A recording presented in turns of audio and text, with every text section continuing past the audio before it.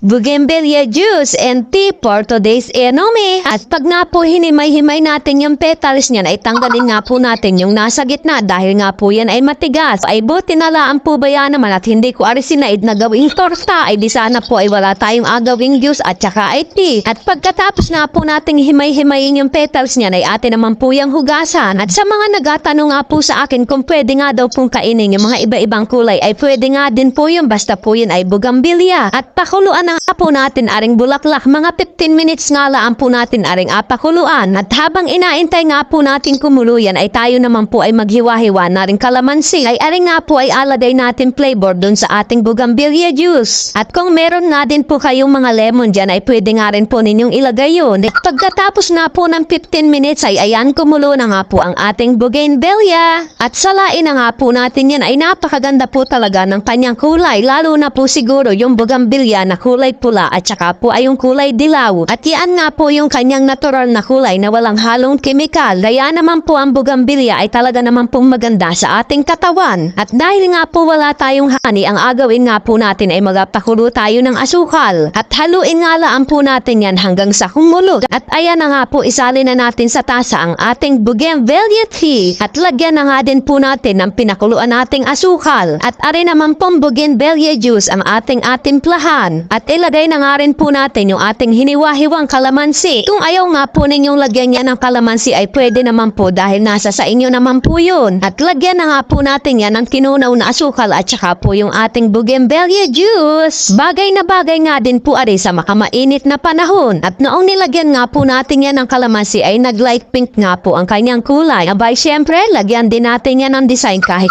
tayo lang ang mainom. Ay napakaganda nga po nitong inumin lalo na nga po at kung nahihirapan kayong matunawan. Kung sa ibang bansa nga po ito'y inabinta ay sa bakuran po natin ito'y libre la ay talaga naman pong mukhang mamahalin ang ating juice.